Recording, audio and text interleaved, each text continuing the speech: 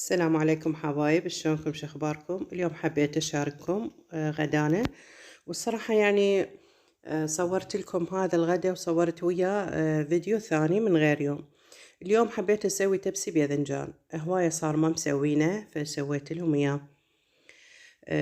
بإذنجان، طماطة، بصل. هاي الطريقة هسه راح تشوفون شلون مختلفة، مو مثل كل مرة أسويه بالطاوة أو بالجدرية. هالمرة سويته بالصينية. يعني هيك شويته شوي. أول شي حضرت المواد: البوتيتا، الباذنجان، الطماطة، البصل، كله قطعته على شكل قراص، وكملته خليته على صفحة لما كملتها كلها. بعدين قليناه نص تقلاه، مو قليته يعني استواء كامل، نص استوى. فبعدين خليته بالصينية. هسه المراحل كلها تشوفوها. هالمرة حبيت أسويه بالقطاعة هاي مالت البوتيتا الباذنجان. شوفوا شكله كلش حلو صار. بس ينطي شكل جمالية مو أكثر. فبنات حبايب، احنا مو مشكلة اليوم سويت أنا التبسي باذنجان بدون لحم، بدون دجاج، بدون أي شيء. عادي بالأسبوع بالعشرة أيام نسوي فد أكلة أكلتين بدون لحم بدون دجاج، لأن تعرفون السوق غلاء. يعني صار السوق كلش غالي. يعني كيلو اللحم تصور صار ب20,000، وأكو جماعة يبيعوه ب18 وأكو ب20. فالصراحة ما نقدر نشتريه. يعني يا دوب كل شهر يجوز واحتمال نجيب كيلو أو ما نجيب، لأنه هواية صار يعني سعره ايش دعوة هالغلاء. فمو مشكلة، نقدر ندبر أمورنا بالأسبوع نسوي أكلة تبسي باذنجان، مثل فاصوليا بدون لحم، مثل يعني كثير شغلات نقدر نسويها احنا بالبيت. وكل شي ما شاء الله متوفر عندنا بالبيت نقدر نسويه ونفتكر بيه، يعني غير طرق. هسه مثل أنا تبسي الباذنجان عادة نسويه بالطاوة أو الجدرية كل مرة. فهسه هاي هنا يا بنات بلشت أقلي. ها عيني. فأني هالمرة افتكرتها وسويتها بالصينية، شويتها شوي. بس ما شاء الله يعني كلش طيب. بالصينية ورا ما قلي، يعني قليتها العفو وخليتها. هاي شوفوا هنا بالصينية خليت طبقة البصل، البوتيتا، وخلي طماطة، خلي الباذنجان. فخليت قطعتين صغار من الزبد، ما شاء الله انطى نكهة وطعم يخبل. وخليت توابل طبعا 7 بهارات وكزبرة، أكثر شي أنا أخليها ويا الطبخ كلش ينطي طعم ونكهة. وخليت فليفلاية وحدة حادة ينطيها حدودة بس مو قوية. هاي هنا أنا كم يعني تقريبا قمت أكمل الصينية.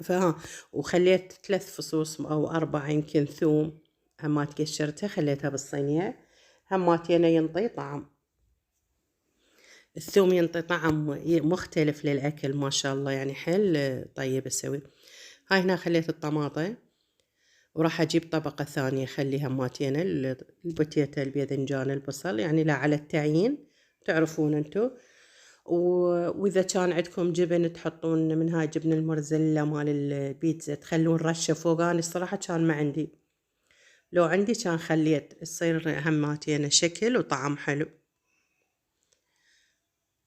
هاي هنا أنا شوف بنات راح أكمل هاي الطبقة الأخيرة وأخبط شوية خاشوقة معجون على كاتشب ومي وأخبطه كامل وأخليه بالصينية.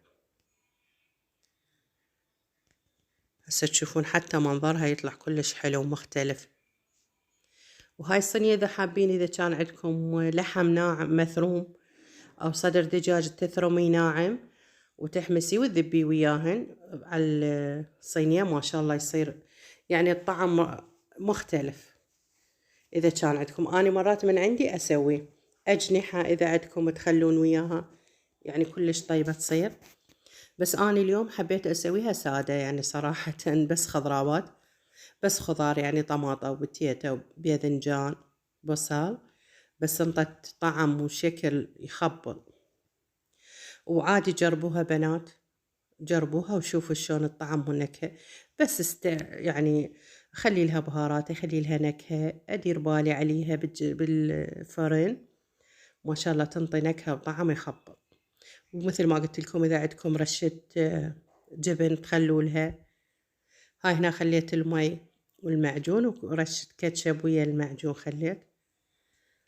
هاي انتهت صينيتنا، شوفوا شكلها ما شاء الله. وسويت وياها تمن بالمشعرية أو رز بالمشعرية. احنا دائما يحبون التمن ويا المشعرية، يعني عائلتي حيل يحبوه ويا المشعرية. هاي هنا أنا خليت الصينية، اللي حاب يخليه يخليه، اللي ما حاب يخليه على راحته. خليتها وياها على الميز. بس هنا دا أشوفكم أقولكم يعني بتيتها ذايبة مستوية.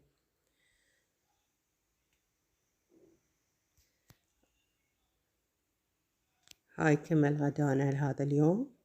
علينا وعليكم ألف عافية، وأتمنى تجربوه. وعادي حتى لو تنطيني رأيكم بالتعليقات، ما شاء الله كلش طيبة.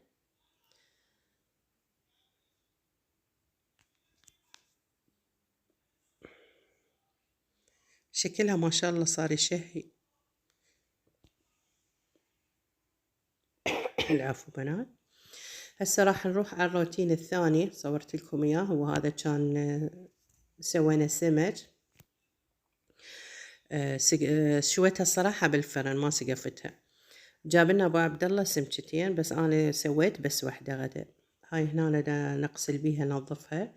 هو يفتح لنا اياها هناك اللي يبيعها، يفتحها من الظهر ينظف البيها، وها هي. بس احنا بنجيبها هنا لازم انا انظفها، يعني شكو شي بقايا بيها حمار شي اغسله انظفه. يلا ارتاح، يلا اسويها ما اسويها اذا ما اغسلها انا انظفها.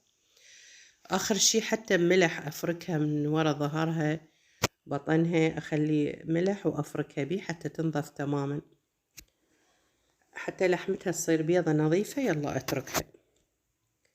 هاي هنا مثل ما تشوفون دا انظف بيها.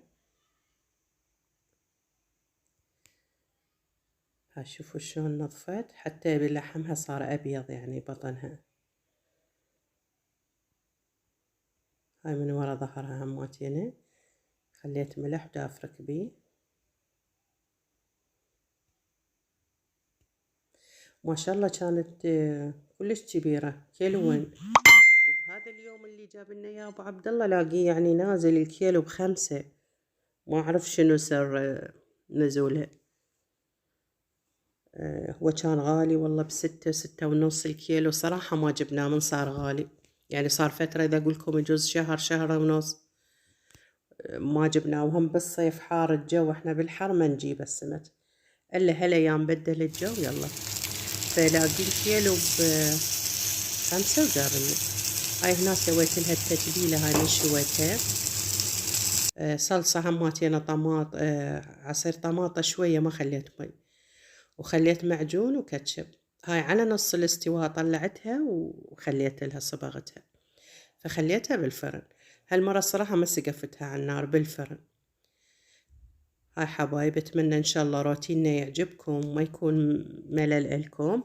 علينا وعليكم الف عافية. هاي قرصت خليت عليها ليمون. مع السلامة حبايب.